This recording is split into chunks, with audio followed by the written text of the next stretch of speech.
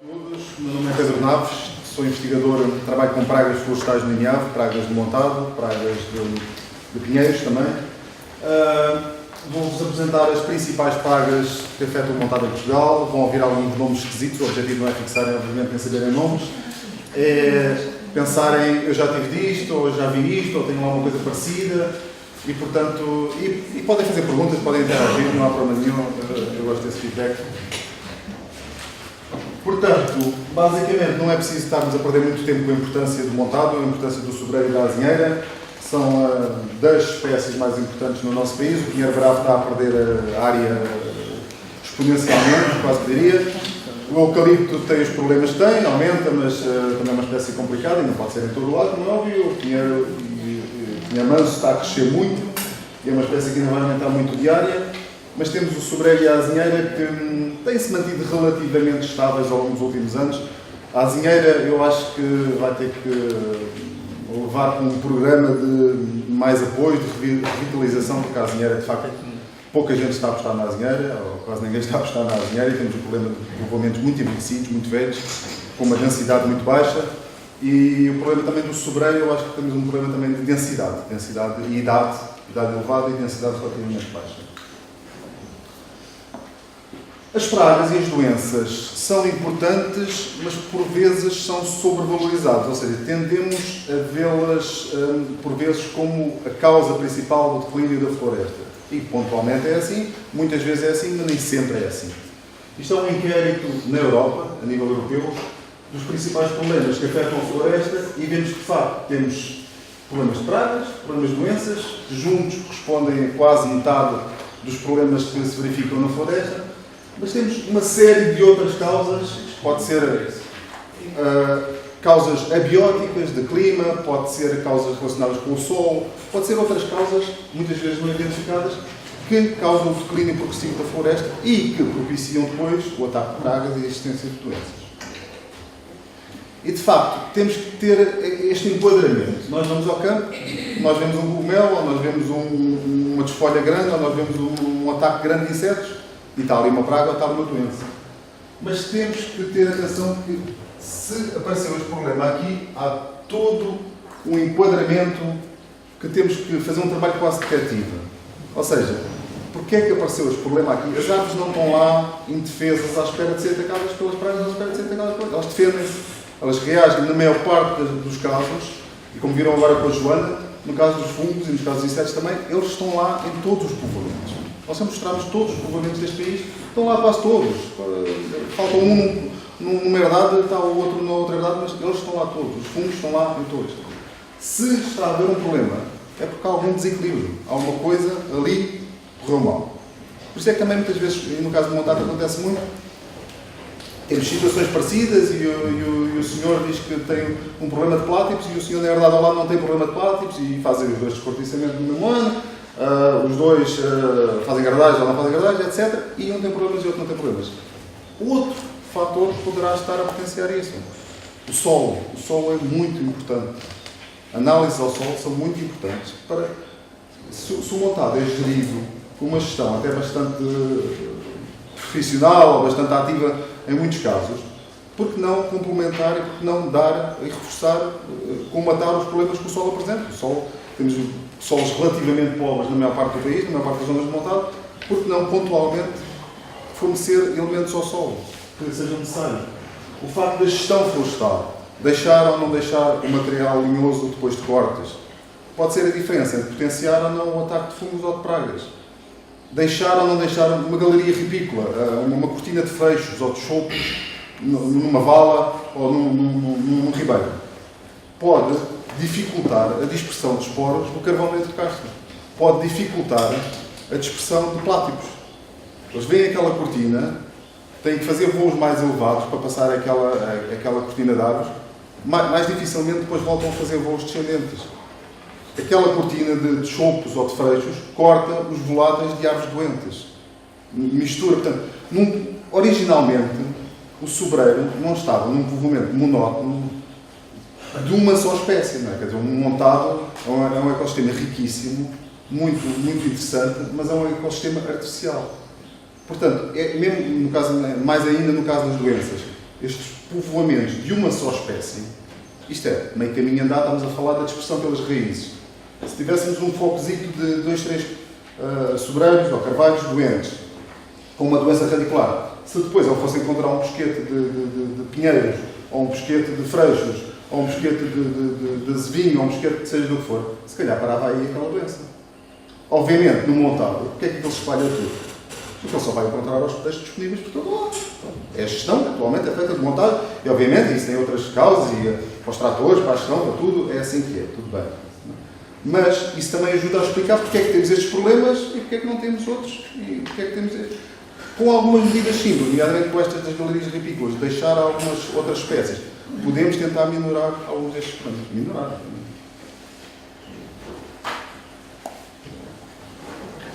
As alterações climáticas, também não falei antes, mas alterações climáticas, que eu não sei se há alterações climáticas ou não há alterações climáticas, eu gosto mais de dizer que há extremos climáticos.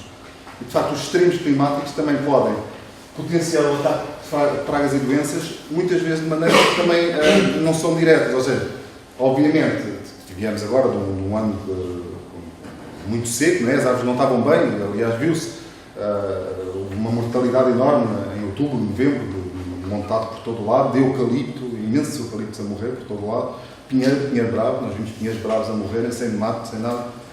Provavelmente não estavam, foi excessivo este período seco, mas muitas vezes também o facto de a temperatura média anual estar a ser mais alta proporciona, algumas das pragas que vamos falar, algumas das espécies que estão associadas ao montado, podem ter mais gerações por ano. Ou seja, até a árvore pode não ser prejudicada por aquele aumento de um grau de temperatura. Mas, se calhar, 1 grau pode ser suficiente para um pidóptero, para uma lagarta, em vez de ter 2 gerações, poder passar a ter 3 gerações. Portanto, temos um período de esfolha maior. Temos mais tempo a comerem folhas, mais folhas comidas. E assim por dentro. O Platypus, por exemplo, que eu vou falar, está com um período de voo, neste momento, maior. Está a voar durante mais ao longo do ano. Provavelmente porque as condições atmosféricas são mais fortes. Exatamente. Tem um período maior de ataque. Só que uma questão, tinha árvores completamente secas, sem uma folha. Neste momento estão todas rebentadas. E o que é que aconteceu nos últimos 2 meses? Sim. Pois. E agora damos uma segunda oportunidade? Dá-lhes uma segunda oportunidade. Eu acho que sim. Eu acho que se não tivesse chovido estes 2 meses, eu não sei o que é que iria acontecer. Sinceramente. Eu por sorte não anticipei a pôr assim e a bater. Isto são árvores muito resistentes, quer dizer, se pensarmos bem, elas aguentam de verões, de anos secos, são árvores muito resistentes. É verdade. É rústico, mas também há limites. Pois, mas há limites para qualquer um, porque ele é o último ano, pelo ano, uma coisa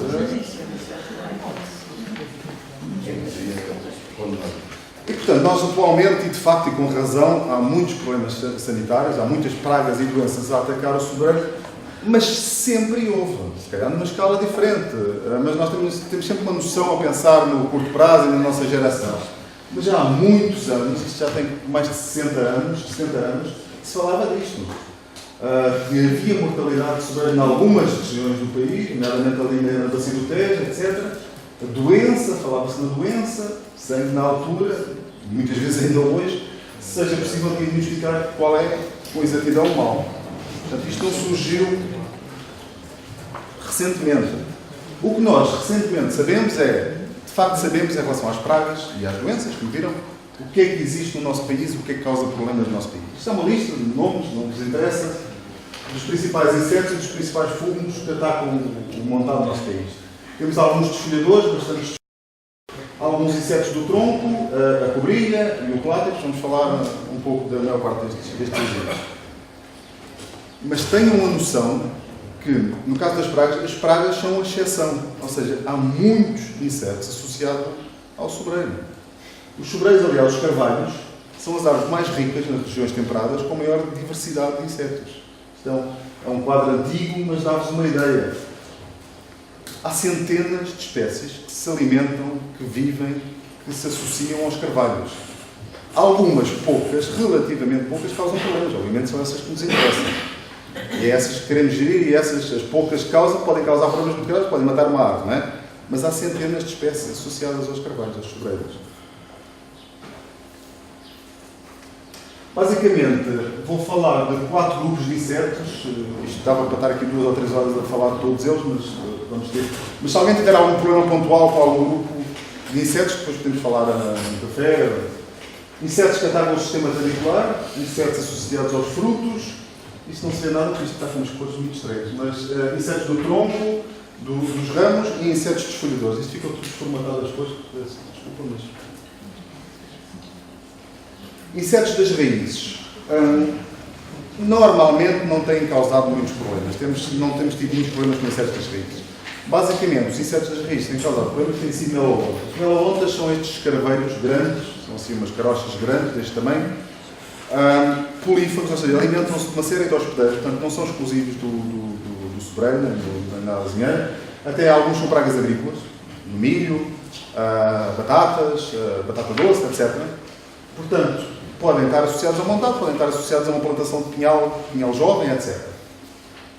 O que acontece? O adulto faz posturas no solo, a larva é esta larva gorda, grande, em forma de seco, umas patas ali na parte da frente. Vai-se alimentar roendo as raízes, ela rói as raízes, ela come as raízes. Ao comer as raízes, prejudica a planta, principalmente, esta é uma praga principalmente de plantações jovens, de sementeira, só de plantações jovens.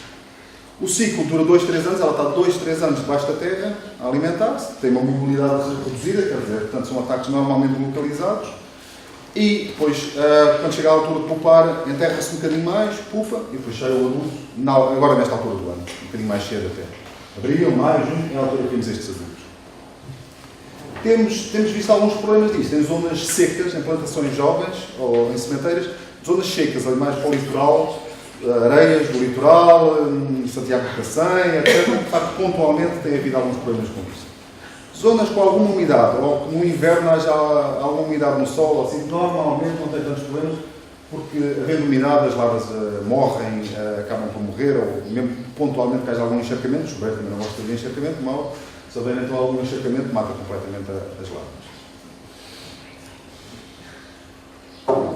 Insetos dos frutos. Temos basicamente dois insetos, temos muitos insetos associados aos frutos, mas dois insetos que causam mais problemas. Temos a lagarta da castanha, que é aquela lagartinha simpática que encontramos nas castanhas.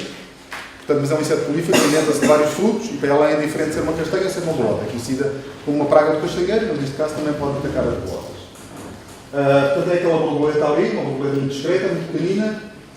E temos o balanino. O balanino é este inseto aqui muito engraçado, um escaravelhozinho, muito pequenino. Tem assim esta tromba, este rosto, uma tromba muito grande, que ele utiliza para furar a bolota e vai lá pôr o ovo, a fêmea põe um ovo e a larva desenvolve-se lá dentro da bolota. Isto tem ciclos de vida de 1 ano. Quando é que os adultos aparecem? Não aparecem agora, se aparecessem agora, passavam fome, não é? Não punham ovos. Portanto, eles aparecem na altura que há bolotas, vão aparecer no final do verão, no início do outono, no princípio do verão. Põem ovos, fazem as posturas, as larvas desenvolvem-se dentro da bolota, sempre protegidas, podem destruir total ou parcialmente a bolota, ela alimenta-se daquele tecido nutritivo, daquele tecido rico, e depois podem provocar a queda prematura da bolota. Um dos sintomas de bolotas atacadas é a queda prematura. Normalmente as bolotas atacadas caem antes das outras bolotas. É um dos sintomas. Se houver recolha de bolota para plantação, para sementeira, peço desculpa, pode ser dado um tratamentozinho, se quisermos distinguir ou matar estes bichos, pode ser dado um tratamentozinho de pontas de bolotas no congelador, portanto, a umas temperaturas negativas, 5 graus negativos, 4 graus negativos, 4, 5 dias, poderá ser suficiente para matar, a maior parte das larvas que estão lá dentro. E essa bolota ainda é... Essa bolota ainda é viável, se não for um tempo excessivo. Outra ideia é pôr as bolotas em água, as bolotas que deitam bolinhas, portanto são bolotas furadas, que têm lá dentro ar, dentro das bolotas que têm ar, essas descartar e destruir. Agora, isso tem que ser feito com bolotas colhidas precocemente, porque estes insetos, chegado a dezembro, depende do ano, mas pronto, novembro, dezembro, eles saem da bolota e vão se enterrar no solo. Eles vão pupar no solo. E, portanto, se fizermos isso já com bolota muito tardia, o inseto já saiu. Portanto, fazer preferencialmente antes dos finais de outubro, antes de novembro. Há alguns estudos muito engraçados acerca destas espécies, efetuados por uns colegas, Luís até, comparou taxas de infestação e há uma grande variabilidade entre zonas. Temos aqui, foi estudado em Alcácer do Sal, em Faro, em Alfândega da Fé, e de facto a porcentagem de infestação varia entre 17% até 70% quase. E numa zona domina uma espécie, noutra zona domina outra espécie. É engraçado. Mas o que também se identificou foi que as bolotas atacadas, embora por vezes o ataque seja forte, 2/3 por vezes a bolota está ruída, está destruída lá dentro. Isto é serrim, depois apodrece, estão fungos, mas ainda, por vezes há zonas de endosperma ainda viáveis. E verificou-se que as bolotas atacadas têm taxas de germinação surpreendentemente altas. Ou seja, estas bolotas germinam, não originam plantas. Se calhar isto também não é assim uma coisa tão grave. Mas o que se passa é que estas bolotas depois partem em desvantagem. Ou seja, estas bolotas vão ter um crescimento muito mais lento do que as outras bolotas. Outras bolotas têm uma reserva, dentro da espécie, uma reserva nutritiva grande, vão investir na raiz, vocês sabem, quando o segredo está a desenvolver-se inicialmente, o maior investimento é na raiz. Estas bolotas têm menor reserva, investem menos, a raiz é menos comprida e, portanto, quando chega a maio, a junho, condições mais adversas, têm mais mortalidade. Portanto, estas pragas não vão afetar tanto a germinação, vão afetar mais a sobrevivência das plantas na campanha seguinte. Geralmente não tem... É tal coisa, depende da herdade, mas tem taxa de infestação, vimos de 20% a 70%, geralmente temos taxas de infestação à volta de 20%, 30% das botas, por vezes mais, mas por vezes com estragos nas botas relativamente pequenos. Mudando de insetos, passamos aos desfolhadores. Os desfolhadores, é imensos desfolhadores. A maior parte dos insetos associados ao sobreiro são desfolhadores, ou seja, insetos que se alimentam das folhas. A maior parte dos problemas são causados agora, quando está a haver a arrebentação nova da folha. Os sobreiros e os carvalhos, em geral, aguentam muito bem desfolhas. Ou seja, estão preparados para desfolhas, podem ter uma nova arrebentação, obviamente, que é um esforço extra para a árvore, etc. Mas aguentam muito bem desfolhas. Nós até costumamos dizer a brincar que é, quando vamos ao montado, que é encontrar uma folha sem estar ruída, ou sem estar lixada, ou sem estar esqueletizada, que ganha uma viagem a Paris porque não existe. É imenso bicho a alimentar essas folhas. Este é um dos principais problemas, que é a limântria. A limântria é aquela borboleta, uma borboleta branca, relativamente grande, faz as posturas na casca, assim, as posturas são protegidas por umas escamazinhas amarelas, são muito visíveis na casca. A lagarta é esta lagarta aqui, uma lagarta com pelos urticantes, não é tão grave como a lagarta da processionária dos pinheiros, mas estes pelos também são um bocadinho urticantes. É uma espécie com uma área de distribuição enorme, toda a Europa, todo o Sudeste Asiático, muito prolífera, ataca faias, ataca catapareiros, ataca pareiras, ataca uma série de folhosas, de folha caduca, até muito raramente, mas até já houve ataque em pinheiros, mas é muito raro. Carrasco, tudo. E é uma espécie que foi introduzida na América do Norte, onde está, neste caso é uma espécie invasora na América do Norte, e está a causar imensos problemas nas folhosas deles, nomeadamente nos áceas que eles têm, e é uma espécie que está-se a expandir muito rapidamente na América do Norte. Pode causar desfolhas totais. Total, a árvore parece morta, em caso de ataques muito intensos. Todas as folhas, quer dizer, isto são árvores vivas com desfolhas totais de limântria. 100% e povoamentos, 100% desfolhados. É um aspecto que eu lá tinha. Diga? É um aspecto que eu lá tinha e agora está a desfolhar. Mas é uma espécie que tem uma característica muito interessante, que é, tem uma dinâmica populacional de explosões populacionais, populações populacionais, 2 anos, 2, 3 anos de ataques muito fortes e depois 7, 8, 9 anos sem ataques. Ou com ataque, ela está lá, ela não foi extinta no momento, não foi erradicada, ela está lá, mas a níveis populacionais muito baixos.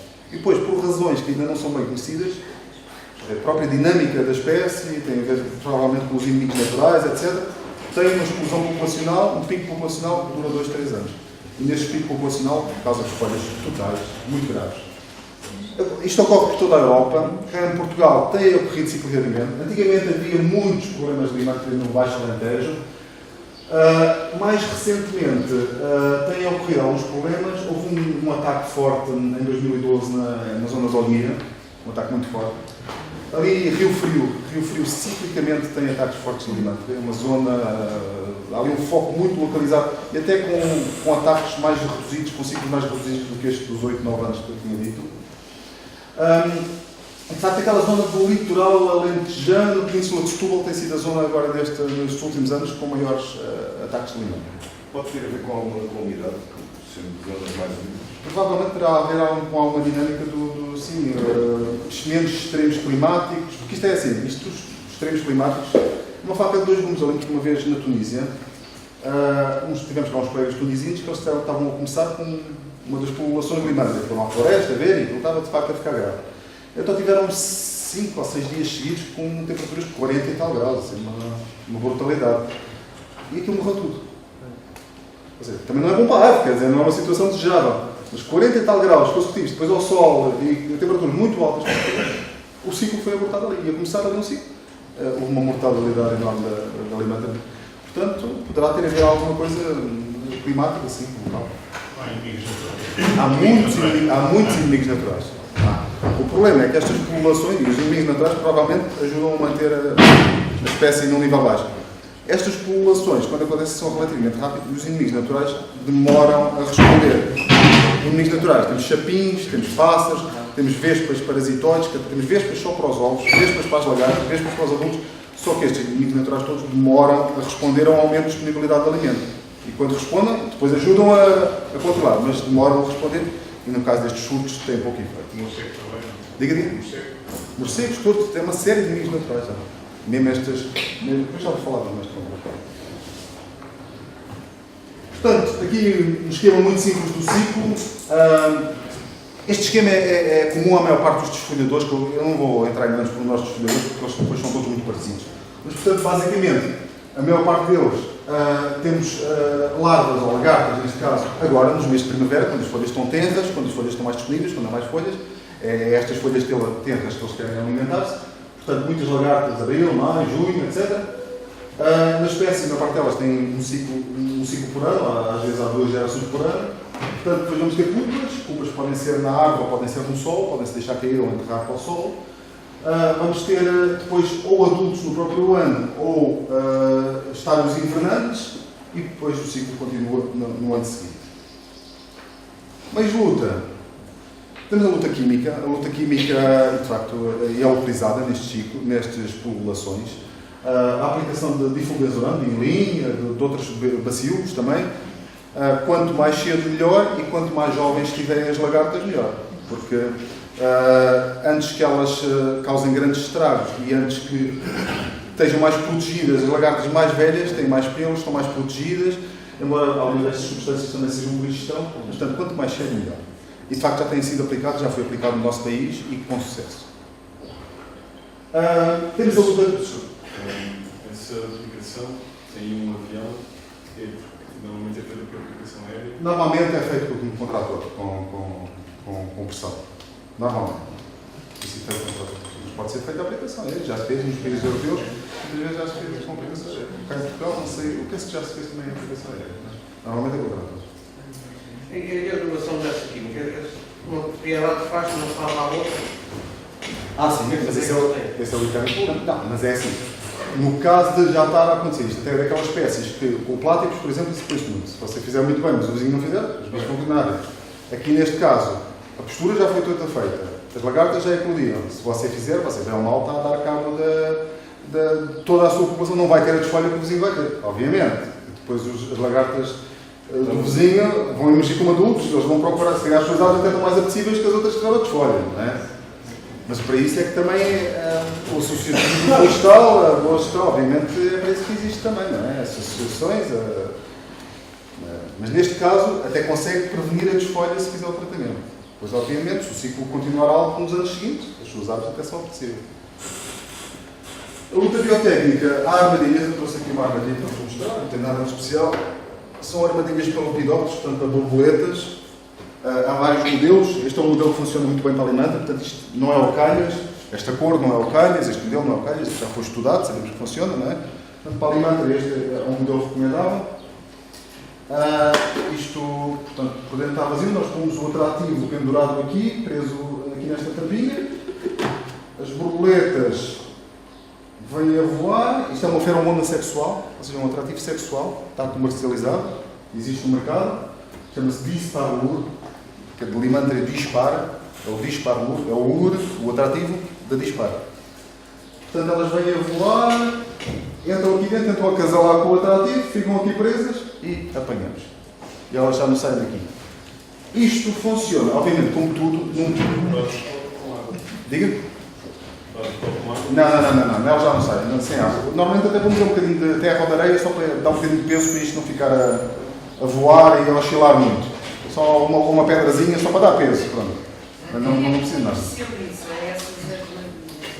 Eu posso lhe dar firmas, mas há firmas no mercado que comercializam estas armadilhas. Econex, Biosan, Crimolar, não sei, posso se quiser. Não tem nada a ver com as firmas, mas posso lhe dar. Portanto, ia dizer que Isso é para captura em massa? pois é isso que eu ia dizer. Isto, obviamente, funciona melhor. Tudo isto que eu vou falar, todas com monitorização. O ideal é termos, depende da área, depende da folha, etc. Mas temos, sei lá, 10 armadilhas, 20 armadilhas de uma herdade, montamos todos os anos ali no início. Convém pôr 10 armadilhas, uma armadilha por cada área. Depende de sítios onde saiba que há problema ou não há. Quer dizer, se nunca teve problemas de Limantra, se nunca houve Limantra nas suas zonas, não vale a pena.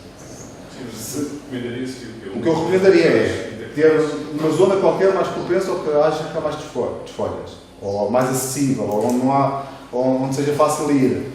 Instalar umas 10 armadilhas por ano. Ir lá todos os anos, faz um Excelzinho, todos os anos apanha 150 borboletas. Pronto, 150 borboletas, 150 borboletas. Um ano qualquer apanha 250. No ano seguinte, 300 e tal. Se calhar, isto precocemente pode dar uma pista que se está a iniciar um daqueles ciclos de pululação. Ou seja, deixa-me lá espreitar, deixa-me lá ver as posturas, deixa-me lá ver. Portanto, aí, isto mais como monitorização, como aviso, porque depois de estar aquela pululação, pôr lá a armadilha, isto vai apanhar. Tudo bem, passa das 250 para as 1000. Mas aí, nesse universo, já não é nada. Qual é que é o nível económico de ataque? O nível económico de ataque da Limantra é, enquanto está com um nível baixo, não, quer dizer, não há... Mas o que é que consegues? Enquanto está com um nível baixo, Se estiver constante, é se estiver constante, está controlado. Se aquilo começar, exatamente, se aquilo começar, aquilo depois descamba rapidamente. Em um ano, em 2 anos, temos a explosão populacional. Mas aquilo também dura 2 anos. Dura 2, 3 anos e descamba logo. Portanto, não é de extremos. Ou seja, não temos ali não temos um nível económico de ataque que ela está a ultrapassar. Temos, não causa danos. Mas imagina, nós não temos registros, não é? Vamos pôr uma armadilha. Se vocês nunca tiveram registro, se vocês nunca tiveram problemas, ou não põem, ou põem 2 armadilhas, 2 ou 3 armadilhas na brincadeira. Só para ver. O que é problemático? É ter 1000 armadilhas ou 1000 borboletas cá. Mas aí é que está, eu não lhe posso dizer. 300 ou não sabemos? Você é que fizer o seu nível económico de ataque. Você monta um ano, apanha 20 borboletas, o vizinho apanha 100. Eu não lhe posso dizer que o vizinho é muito grave e o seu não é. Se ele todos os anos apanhar 100, está bem. E se não tiver problemas, não. Se você todos os anos apanhar 30, eu quero é que você estranhe quando passar dos 30 para os 300. E o outro estranhe quando passar dos 100 para os 3000. E aí fazer uma aplicação. E aí ir ao campo, ver o que é que se passa, se calhar está a começar ao pico, falar com o vizinho que você também está a ver isto. E aí atacar precocemente. Essa é a ideia. Eu tive lá uma situação dessas há 3 anos. Diga. Eu tive lá uma situação dessas há 3 anos que as árvores pareciam que estavam secas. Em que zona? Na zona de Santiago da Serra. Estavam secas, digo que as árvores estavam todas secas. Entretanto, desapareceu a praga, as árvores floresceram, e não deu conta que tem no sentido muito, tão bonitas. Pois, é assim, bem não faz, obviamente, mas numa situação normal, que as árvores estejam minimamente bem, elas aguentam. Nos últimos anos, nos 2 anos, não tem nada a aparecer com a praga. E durou o quê? Um ano? O seu ataque durou o quê? Um ano? Então, 1 ano, 2 anos no máximo. Tirou cortiça posteriormente. Não, eram árvores novas. Tem árvores adultas. Pronto, só para acabar a Limantria, portanto, a Limantria não tem dado problemas graves nos últimos anos, sempre pontualmente ali no litoral alentejano. Estamos a falar agora lá fora, de facto, na década de 50, de 60, dava imensos problemas, nomeadamente na zona de Montargil, e até se fizeram imensas aplicações de DDT, de facto, controlava, mas depois ciclicamente voltava a dar problemas. Nos últimos anos não tem dado grandes problemas e esperemos que continue assim, mas é sempre uma espécie muito disseminada e uma espécie muito agressiva, uma espécie que pode dar problemas e muito prolífera, se pode manter escondida ou disfarçada em outras espécies e depois voltar a dar problemas no sobreiro. Temos uma série de outros desfolhadores semelhantes, não semelhantes ou não semelhantes, há imensas lagartas, imensas borboletas associadas ao sobreiro, umas maiores, outras mais pequenas, temos desfolhadores que fazem ninhos, que fazem assim umas sedas, tipo pressionário, não é bem igual a pressionário dos pinheiros, mas assim umas sedas onde as lagartas estejam lá dentro. Temos aqui os caracteristas, não são borboletas, são vespas, são himenópteros, mas não interessa, as lagartas são muito parecidas, fazem desfolhas intensas, é chamada lagarta verde. Também houve um ataque forte de lagarta verde ali na zona do Rio Frio há uns anos atrás, de Coruche, na zona de Coruche também houve um ataque forte, já tem uns 10 anos atrás, com desfolhas totais, próprias, várias outras espécies. Só uma nota aqui para esta espécie, que é uma espécie que era relativamente discreta e não era, nem era considerada das principais, ainda não é a falera bucéfala.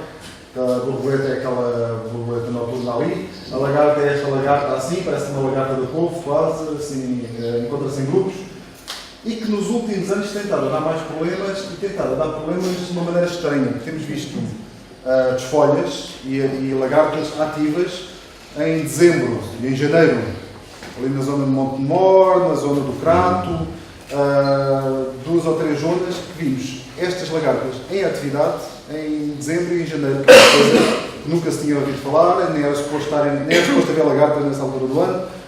Portanto, eventualmente poderá estar com uma segunda geração que não é normal ter, uma segunda geração que alterações climáticas ou não sabemos.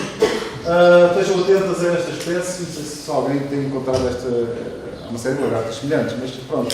A atividade de lagartas em dezembro e janeiro não é normal e, portanto, poderá ser desta espécie, a falera. Se tiverem algum problema, falem connosco. Insetos do tronco e ramos. Temos várias espécies. Eu vou falar das espécies na minha apresentação. Estão assinaladas a vermelho, aqui não sei nada, mas pronto. Basicamente temos a cobrilha dos ramos e a cobrilha da cortiça, a formiga, o plátido, o xilodora e o capricórnio. Do capricórnio e da cobrilha dos ramos vou falar pouco, não temos tempo. Isto são espécies importantes, porque temos aqui basicamente as principais pragas do sobreiro, que é a cobrilha, pelos problemas que causa, e o pláticos, por estar a causar muita mortalidade, é capaz de ser neste momento a principal praga do cobrilha, a principal praga do montado. O capricórnio, os xarambixes, não vou falar muito, que são estes insetos grandes, são os carvalhos grandes, assim deste tamanho, os xarambicídeos grandes, lagartas muito grandes. Dá muito nas vistas e fazem uns buracos grandes e vê-se a lagarta no interior da madeira, mas são espécies geralmente secundárias, ou seja, estão associadas a pernadas mortas, a árvores velhas, são decompositores, o ciclo dura 2-3 anos no interior da árvore, a larva está 2-3 anos no interior da árvore, porque por isso é que também causa estragos. Portanto, a maior parte dos estragos são estragos estruturais. Pode alminarem o interior da madeira, a zona morta da árvore, não atacam o floema, atacam a zona do lenho e, portanto, aquilo fica, são insetos grandes, fazem umas galerias grandes e, portanto, aquilo depois pode partir mais facilmente, origina muitas vezes a queda desses ramos ou de pernadas grandes, de árvores velhas principalmente. É uma espécie curiosa, porque é uma espécie, na Europa Central, é uma espécie protegida por lei. Não se pode mexer no bichinho que está protegida por lei, porque é uma espécie que, como eu vos disse, que o ciclo demora muito tempo e precisa de árvores velhas. Portanto, é uma espécie de florestas antigas. É uma espécie que na Europa Central não há assim tantas florestas antigas onde este inseto se possa desenvolver como isto. Aqui em Portugal, encontramos-lo pontualmente com alguma abundância, mas eu penso que não se pode considerar uma praga. No interior de Espanha e no norte de África, é uma praga forte, principalmente a azinheira. Portanto, temos de espécie protegida, a neutra, a praga forte. Ali na zona do interior da meseta espanhola e de Marrocos e assim, zonas secas, de azinheira, zonas... No fundo é a tal coisa. Porquê que é praga ali? Porque as árvores não estão bem. As árvores estão um bocadinho já ali no limite, as zonas que as árvores estão no limite, as árvores estão débeis e esta espécie aproveita-se e as populações são altas e, portanto, nessa zona é considerada uma praga. Em Portugal não tem dado apenas problemas. A formiga da cortiça é uma espécie que não mata a árvore, não desfolha a árvore, não faz nada. O que provoca é desvalorizar a cortiça. Portanto, pode provocar danos na cortiça, desvalorizar a cortiça. A formiga é esta espécie, a Crematogastes tutelar, isto não se vê, isto se formatou completamente. Ela tem uma cabeça vermelha, vocês conhecem a formiga da cortiça, tem o abdômen negro, mas a cabeça é alaranjada, vermelha. Chateia muito os tiradores. Exatamente. Há várias espécies de formigas que habitam a cortiça, portanto não é só esta, há uma série de espécies que utilizam a cortiça como substrato para viver. É esta formiga que deixam os beijos brancos na árvore. Não. A formiga branca, não é esta? Não, isso é a formiga branca é térmica, são térmicas. E os beijos brancos não tem nada. Isto está na cortiça, Isto é na cortiça. provoca buracos e orifícios e galerias na cortiça. Portanto, é reconhecível pela cabeça vermelha que não se vê aqui, mas acredito que existe, como vocês sabem, e não é exclusiva do montado, pode ser encontrado numa série de outros hospedeiros. O problema dela, de facto, é degradar, desvalorizar a cortiça, portanto, a cortiça, isto são as galerias que ela faz, algumas as formigas fazem galerias no solo, esta faz galerias nas cortiças, portanto, retira pedacinhos de cortiça, a cortiça fica furada, fica com menos valor, sem valor comercial praticamente nenhum. E depois tem o problema durante o descortiçamento, de facto, chateia. Só quem já descortiçou com a formiga da cortiça sabe que aquilo é capaz de fazer pensar duas vezes. Outro problema indireto que esta espécie faz é que, como a maior parte das formigas, ela protege, ela favorece pulgões e cochonilhas, porque ela alimenta-se daqueles exudados açucarados destes insetos. E, portanto, normalmente as aves onde há a formiga da cortiça têm mais pulgões e cochonilhas, embora as aves em situação normal consigam perfeitamente lidar com isso. Também há o reverso da medalha, que há estudos que dizem que onde há mais formiga da cortiça, há menos ataques de desfolhadores. São espécies também agressivas e, portanto, alimentam-se também de lagartas, e então limantria, posturas de limantria, outros desfolhadores e mesmo cobrilha. Há quem diga que, e há estudos que dizem que há menos ataques nas aves com formiga da cortiça. Mas, portanto, é uma espécie complicada, não há nada a fazer, é o que há a fazer. Os ataques normalmente são fortes, mas localizados, muito localizados, 2, 3 árvores ali ao lado, e não tem causado grandes problemas. Então mesmo, não se pode dizer da cobrilha da cortiça. Portanto, este inseto é um escaravelho, é um bupestia, é um escaravelho metalizado, muito bonito até. Está associado a todas as zonas de produção da cortiça, principalmente na bacia mediterrânea da zona norte, na zona europeia. O problema que causa é pela atividade da larva, portanto as galerias da larva, que são subcorticais, ou seja, elas alimentam-se naquela faixa entre o floema e a cortiça. Portanto, é naquela zona que as larvas vão alimentar de floema. Também desvaloriza bastante. Sim. Há duas espécies do género coroeiro, portanto, temos a cobrilha da cortiça e a cobrilha dos ramos. São espécies muito parecidas, difíceis de distinguem-se por alguns caracteres morfológicos, nomeadamente pelo padrão de riscas da cobrilha da cortiça, que a cobrilha dos ramos é um padrão mais homogéneo e as riscas não são tão fortes, a coloração também, o tamanho, mas é difícil de ver e mesmo são muito difíceis de ver os adultos. Os adultos vivem 2 semanas, 3 semanas no máximo. Portanto, é muito raro encontrar os adultos. Eu aposto que se calhar muitos de vocês ainda nunca viram este inseto no campo, ou raramente o veem, porque de facto os adultos... É raro, sim, porque quem está muito tempo no mar. Diga. Larvas que se veem muito. Larvas é que se vê muito, claro. O adulto, 2, 3 semanas é muito difícil de ver. Larva, obviamente, isso não. Mas é um inseto até muito bonito, de cor metalizado, grande, relativamente grande, não é? Tem 15 milímetros.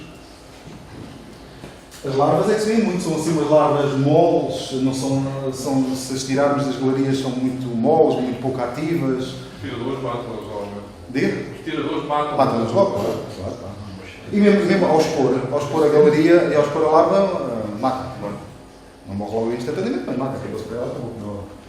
Portanto, o que acontece é, os adultos vivem poucas semanas, agora em junho, julho, acasalam, alimentam-se de floração ou do sobreiro ou de arbustos. Portanto, uma das medidas preconizadas é remover os arbustos para que os adultos não se alimentem, mas isso também, para a cobrilha, é relevante, porque eles podem se alimentar da floração do sobreiro e de outras árvores, portanto, não é por aí também.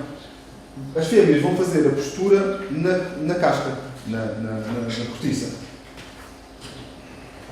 Logo após o descortiçamento, geralmente não fazem posturas porque não há casca ou há pouca cortiça, não é? Embora já se tenha visto também ataques em aves tiradas há um ano, mas normalmente os ataques ocorrem em aves com tiradas de há 2, 3 anos. Portanto, já com alguma camada de cortiça. Também podem ocorrer em aves mais velhas. Muitas vezes, quando estamos a descortiçar, estão lá galerias, estão lá larvas, portanto, é sinal que o ciclo, já vou falar, dura 1 ano ou 2, portanto, é sinal que as posturas foram feitas há 1 ano ou há 2 anos.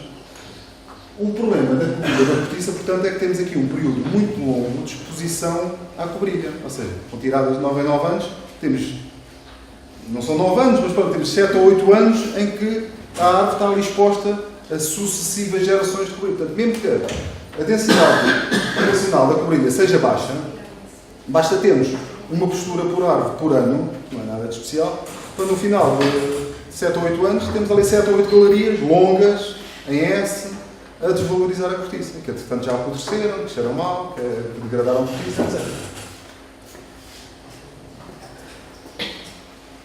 O ciclo de vida basicamente é este, ou seja, adultos agora, vai ser agora, pouca longevidade, 2, 3 semanas, posturas na casca, na cortiça mais grossa, a fêmea tem um ovo opositor muito pequenino, portanto ela faz as posturas nas fendas da casca.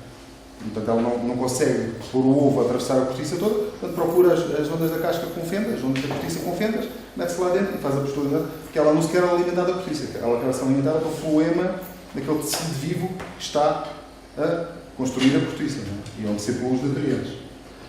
Ciclo de vida, geralmente 2 anos, as galerias vão aumentando à medida que a larva se vai desenvolvendo, e portanto vamos ter câmaras copais na cortiça. Fala-se muito de umas palhinhas que se vê na cortiça quando se faz o descorticamento, se isso é o sinal da postura ou se é o sinal da emergente, não tem nada a ver, isso é outro inseto, não tem nada a ver com a cobrilha da cortiça.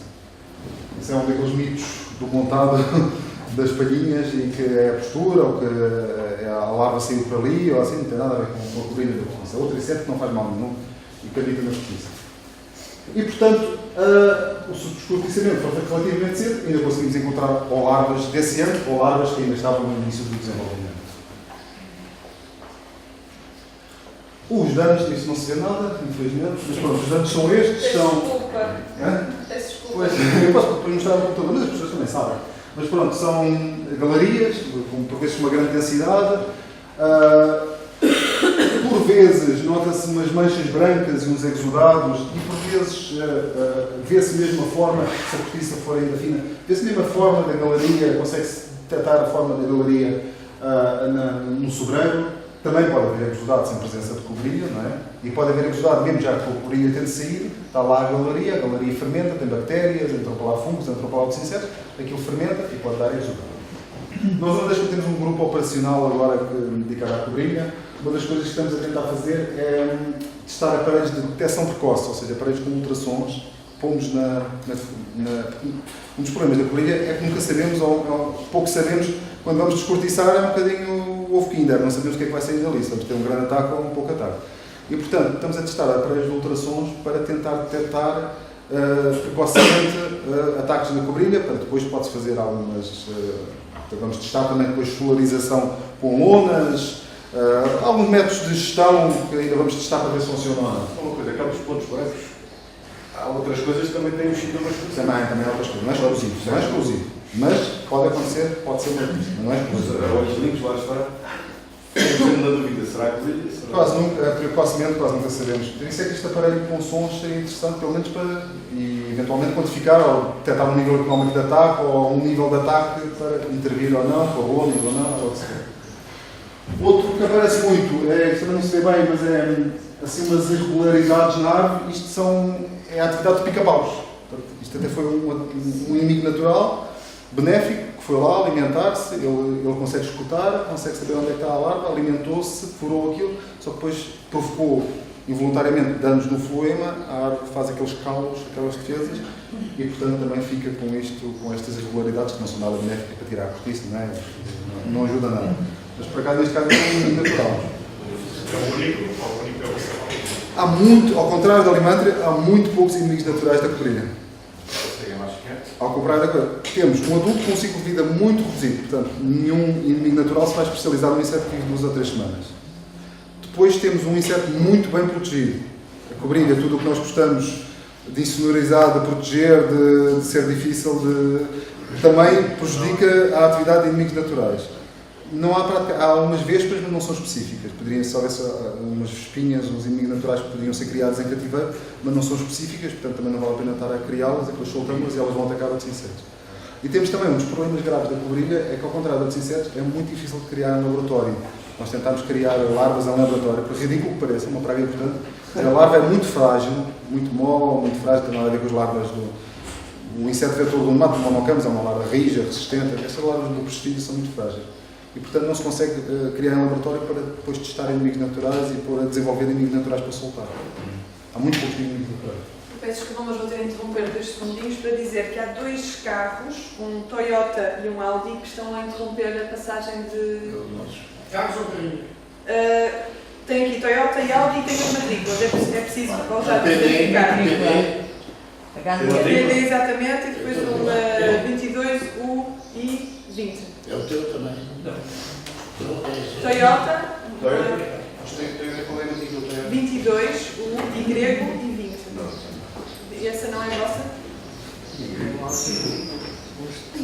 E a outra matrícula? Y da matrícula. A outra está aqui. Ou é um J, se calhar um J.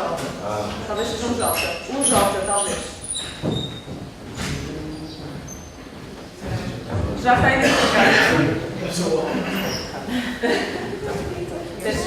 Esta também é uma daquelas espécies que tem um efeito muito local. Ou seja, há zonas com ataques enormes, intensidades de 90% das árvores afetadas ou 100% das árvores afetadas, e se calhar meia dúzia de quilómetros ao lado, 50%, e meia dúzia de quilómetros ao lado, 20%. E os ataques tendem geralmente a manter-se locais. Achamos que o adulto tem uma capacidade de dispersão relativamente baixa. Já foram feitos vários estudos, é uma espécie difícil de gerir, difícil de controlar, vocês veem isso, todos sabemos isso. Muitas vezes não é por falta de estudos, os estudos foram feitos, mas não chegaram a conclusões.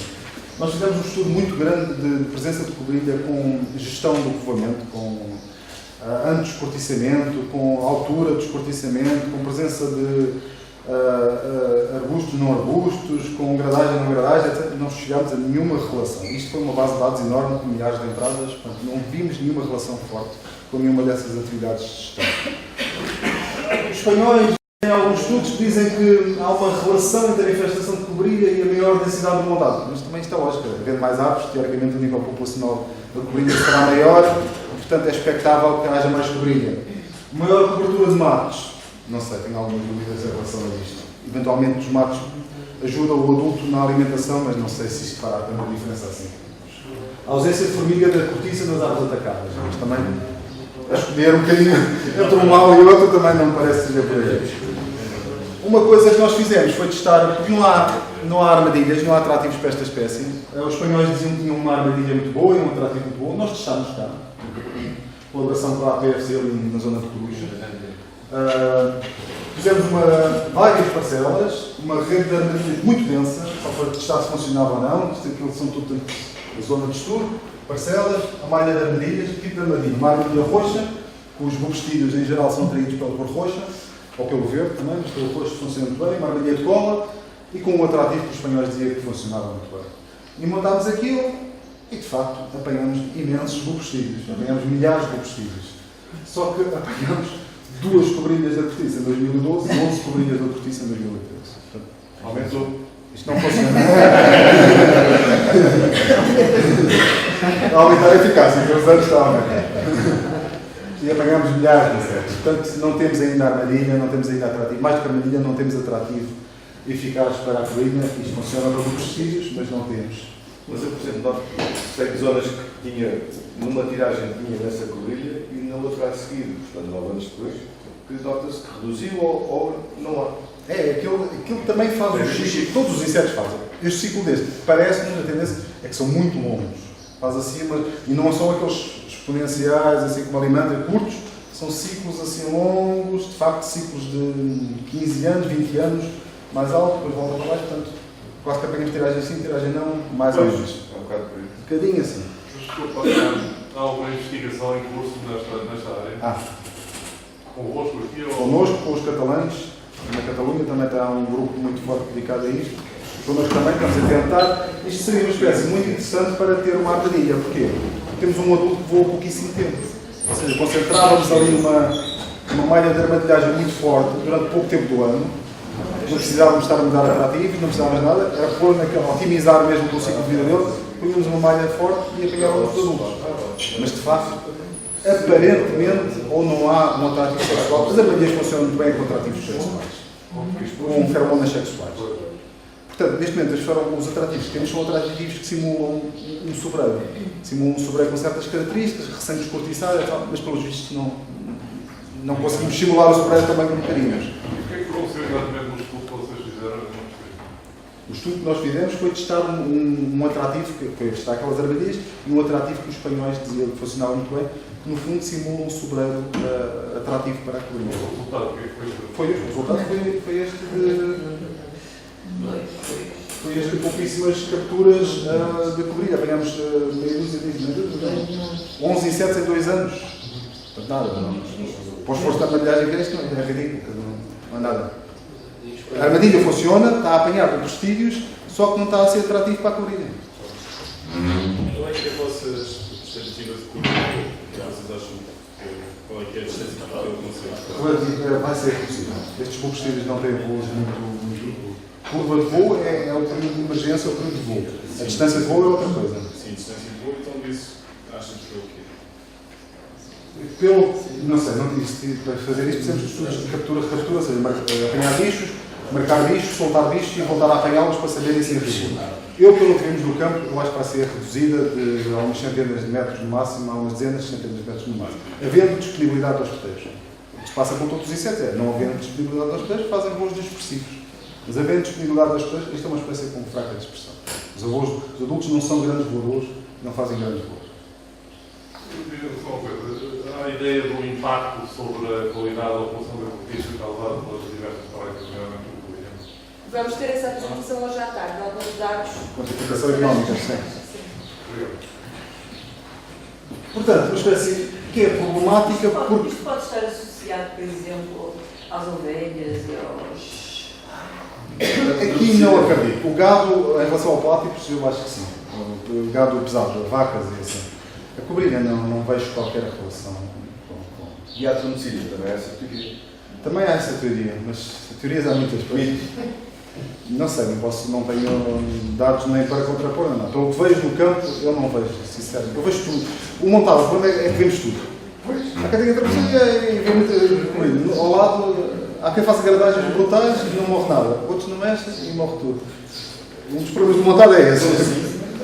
É que vimos tudo. Arranjamos, se calhar, aqui todos os exemplos de todas as situações. O estudo espanhol esteve ou está na internet? Não? Está uma versão, sim, uma versão para o público, sim. Sim. Porque isso também, a cobrilha, quem é que vai mexer na cobrilha, quem é que vai estudar a cobrilha a nível mundial? Somos nós os espanhóis, não ninguém. Mas ninguém tem atenção nisto, quer dizer. O problema, isto é uma espécie, uma praga importante e uma praga difícil de controlar porque estamos limitados, temos poucos métodos de gestão, ou seja, vamos testar a luta química, temos contactos com a empresa agora neste grupo operacional, vamos testar a luta química. A luta química que vamos testar vai ser por injeção sistémica, porque assim, não adianta nada estar a tratar. Diga? Vamos testar a cobrilha? Vamos. Não adianta nada estar a tratar com pulverização, porque os adultos escondem-se debaixo das folhas, os adultos escondem-se no interior da casca, eliminávamos ali tudo. Criávamos ali um ambiente externo, se calhar íamos criar problemas, se calhar no ano seguinte tínhamos uma população de esfolhadores ou de outros problemas ainda maiores do que os que e não era eficaz. Portanto, vamos testar sistemicamente produtos injetados na árvore, vamos ver como é que eles se distribuem e vamos ver, obviamente, a análise de resíduos na cortiça. Isso é importantíssimo, não é? Mas injetado como? Sob pressão. É aquilo que também já existe no pinheiro, existe para controlar a pressionária e para controlar o pneumático sob pressão, com os plugzinhos, a quantidade de furos depende do diâmetro da árvore. Portanto, vamos injetar aquilo, 2 ou 3 substâncias, concentrações diferentes. É injetado no momento ou fica... Não, é injetado no momento, faz um furo na árvore, faz um furo e aquilo é translocado pelo fluema. Através da seiva? Sim.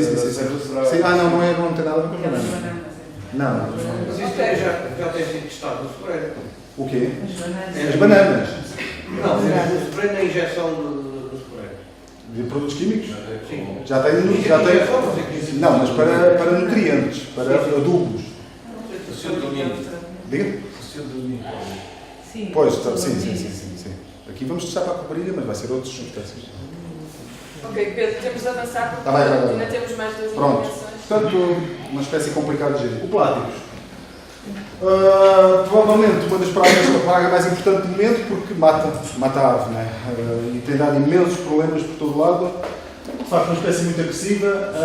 O que causa é a morte da ave. Temos sintomas como a presença de serrim, nomeadamente assim um serrim muito fino, assim por buraquinhos para orifícios redondos, perfeitamente irregulares, pequeninos. Pode ser uma morte lenta ao longo de muitas vezes em interação com outros agentes, com a fitóftora, com a armilária, etc. Portanto, eles ajudam-se, e aliás, como viram, o pláticos transportam muito destes fungos. Os ataques estão geralmente associados a aves grandes, aves de maiores dimensões e aves recém-descortiçadas. Ou seja, o descortiçamento, é espetacular que consigamos descortiçar uma ave e a ave sobreviva, mas o descortiçamento é bem ou mal um fator de stress para a ave. Portanto, as aves, nos anos imediatamente a seguir ao descortiçamento, estão mais suscetíveis ao ataque de plático e têm mais ataques de plático. Muitas vezes, em caso de ataques de plático muito grandes, como está a ocorrer este ano, ou ocorreu no final do ano passado, em zonas com ataques muito intensos, compensa adiar o descortiçamento 1 ano ou 2, no caso de estar a ocorrer um ataque de plático muito grande. Se houver descortiçamento, essas aves estão mais suscetíveis ao ataque de plático. Aves maiores também são mais atacadas, aves com diâmetros grandes. Atualmente temos adultos em atividade quase todo o ano, não era bem assim antigamente, tínhamos um período maior na primavera e depois parava um bocadinho no pico do verão e depois um outro período no outono. Nós, no ano passado, apanhámos adultos em voo em dezembro, em janeiro, poucos, muito menos, como é óbvio, mas temos adultos praticamente todo o ano. Pois, tivemos, sim, estamos em outubro, novembro, tivemos temperaturas de verão praticamente. Já vimos este esquema da Joana, portanto, só para dar a mensagem. De facto, este inseto interage com os fungos, portanto, temos aqui uma praga e uma doença, ou seja, porque o inseto, como vocês viram, o inseto, ao fazer as galerias na madeira, ele não se vai alimentar de madeira. Ele não quer comer a madeira, não quer comer o lenho. Ele vai criar condições para os fungos, que as larvas dele vão se alimentar dos fungos. Portanto, aqui o problema são os fungos que este inseto transmite, os fungos patogénicos. Por isso é que este inseto também é um inseto prolífero. Nós estamos preocupados com o sofrer. Mas este inseto pode ser encontrado em carvalhos, em pinheiros, em eucaliptos, já foi encontrado em eucaliptos, é raro, em uma série de outras essências. Porquê? Desde que os fungos se desenvolvam, para ele é relativamente indiferente. Como é que o reconhecemos? É um inseto muito pequenino, nós temos aqui neste frasquinho, é um inseto muito pequenino, há outros insetos parecidos, mas este é assim um bocadinho mais alongadinho do que outros, é assim um bocadinho mais cilíndrico. Aliás, o nome diz pláticos cilindros, ela é de uma forma cilíndrica. Mas é um inseto, pronto, para quem conhece é fácil de reconhecer, que é assim um bocadinho mais alongadinho que outros. Meios de controle de gestão, temos estratégias para quando ele está dentro da árvore, quando as larvas estão lá dentro, ou quando o adulto está cá fora. Portanto, quando as larvas estão dentro da árvore, basicamente, quando temos ataques com presença abundante de serrim, com a copa a ficar acastanhada, com morte da árvore, exudações, etc., cortar a árvore, portanto, mesmo que achemos que a árvore vai sobreviver, mas vemos um feeling, a intensidade de ataque, aquela zona que tem tido ataque nos outros anos, cortar essa árvore e eliminar esse material enquanto o inseto está lá dentro. Porque é assim, cortar a árvore e deixar esse material no terreno não adianta nada. Para isso, deixar a árvore pé é uma coisa. Portanto, mesmo que não consigamos, se não conseguirmos tirar esse material novo, abrir os toros. Ao abrirmos os toros, estamos a expor as galerias, as larvas ficam expostas ao frio, à geada, à chuva, ao calor, às formigas, e, portanto, podem ficar no terreno, nesse caso, se o material for traçado, porque estão expostas aos elementos e as larvas acabam por morrer. Importante ter cuidado com os cheiros. Portanto, isto encontra-se nas zonas de maior dimensão, principalmente no tronco. Pode ficar presente nos cheiros ou nas zonas mais próximas das raízes, mesmo encostadas à superfície do solo. Portanto, tapar essa zona com uma boa camada de terra. Ou pôr cal. Pôr cal em cima mata os pláticos que estão lá dentro, as larvas que estão lá dentro. Ou pôr uma lona, se não houver gado, etc. Se não conseguirem pôr terra, ou não quiserem pôr terra, ou não pôr cal. Uma lona que faz solarização dos secos e mata-se as larvas que estão no seco e na zona superior das raízes. Mas como é que se faz a gestão disso? A gente não pode matar uma árvore que não esteja completamente seca? Desculpa? Não, pode pedir pedir autorização. Essa árvore não tem efeito. Se tiver ataque, não. Se tiver ataque, se justificar a árvore, tem ataque plástico.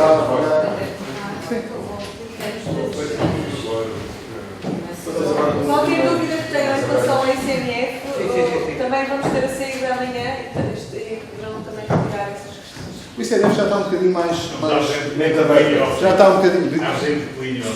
Sim. Sim, não, e atualmente o ICNF já tem um bocadinho mais de sensibilidade em relação a Não é isso. só mortes, é clínico. Sim, é clínico. Não, porque aquelas árvores muito mortas, essas muitas vezes em termos sanitários já não têm interesse nenhum. Porque ele já saiu. Portanto, não podemos também chegar lá e qualquer árvore que vemos que tem um buraquinho e cortar, como é óbvio, não é? Mas temos que ter essa sensibilidade. Se a copa está a ficar queimada, castanha, está carregada de buracos, está cheia de serrinho na base, é uma questão de bom senso. Cara. E a cortiça também, que já está uma coisa que já não... Vê-se que já houve tentativas de outros. Exatamente.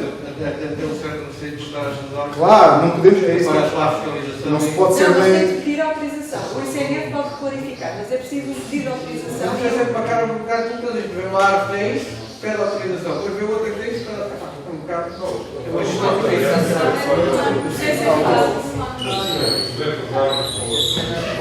Pedro, temos de avançar.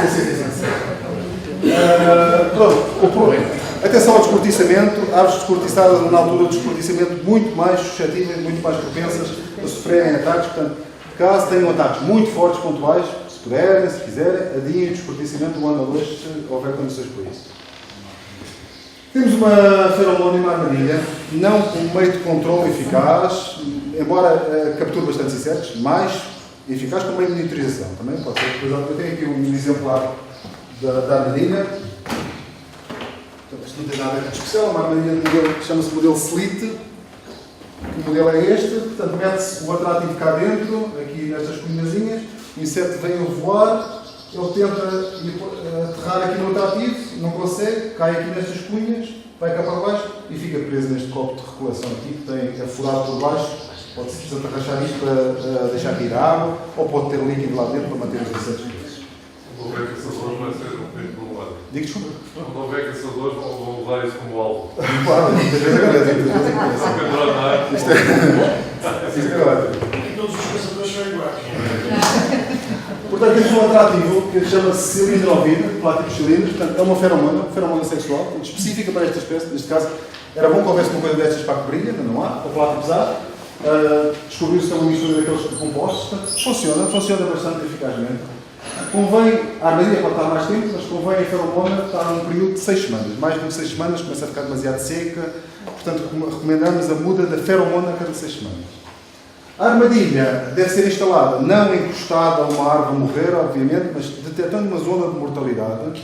É uma questão de bom senso. Se tivermos uma árvore, se calhar morrer, se calhar se formos instalar armadilhas, vamos até a atrair insetos. Se tivermos ali uma zona de mortalidade, sabemos que já tivemos pláticos no ano passado, ou 2 ou 3 anos, instalamos a armadilha, um bocadinho só, uns metros afastado daquele centro, daquele foco de mortalidade. Também não vamos puxar a armadilha para fora, porque não queremos atrair os insetos que emerjam para fora daquela zona. Portanto, os insetos que emergirem daquele foco, uma armadilha aqui, outra ali, cercamos um bocadinho aquele foco com armadilhas e vamos apanhando os insetos que saem dali antes que eles se vão dispersar para novas áreas. Eu vi muito era as trepas das árvores. Se calhar tipo o meu vizinho, depois nas minhas trepas. É muito em zonas com fitófteras, zonas Se a ideia é tipo das minhas não passar para ele. Pois, muitas vezes pode acontecer isso. Só uma nota, outro inseto que tem causado alguns problemas que as pessoas não ligam muito, mas também está muito presente, é o chilebor. É um escorreguinho muito pequeno, parece pláticos, mas não é, é muito mais compacto, muito mais redondinho, faz buraquinhos iguais ao pláticos, portanto redondos, um bocadinho mais pequeninos, mas redondos, ataca uma série de outras espécies de aves caducas. Porquê é que ataca a espécie? Porque transporta fungos patogénicos, portanto é relativamente indiferente à espécie. O mesmo princípio do pláticos. E tem aparecido um bocadinho com maior frequência, principalmente em zonas ardidas ou fogueadas. A seguir as zonas ardidas ou fogueadas, este inseto tem aparecido. Insetos são vários insetos, são 2 ou 3, a identificação é difícil. Portanto, atenção a este inseto, nem tudo o que é buraquinho e redondo é pláticos. E só para acabar, a dizer que de facto voltamos há 70 anos, ou há 70 e tal anos, que se calhar já se sabia praticamente o que sabemos hoje, ou sabemos mais, como é óbvio, mas já sabia muito do que sabemos hoje. De facto, muitas são as causas do enfraquecimento dos sobreiros. As pragas e as doenças são um aspecto importante, mas boas práticas, terrenos, supressão de mato, etc. Isto estava escrito já na década de 1950 e 99% do que aqui está escrito ainda se mantém e é bastante atual. E pronto, obrigado. Agora vai falar do burgo, não é? Diga? Vai falar do burgo. O burgo é também um desfilhador, não posso falar, mas o tempo não é muito limitado. Vocês ainda ficam para almoçar connosco? Sim, podemos Sim. Só uma pergunta. A passagem de uma das Pronto, os sós grandes, fazer aqui umas cunhazinhas, quanto mais pequenas, assim, umas cunhazinhas, quanto mais pequenas, mais fundo, né? Se dividimos só aquilo ao meio, podem lá ficar galerias completamente intactas. Se rachamos aquilo em 5 ou 6 cunhas, nós pomos aquilo. Pode ficar no terreno mais tempo.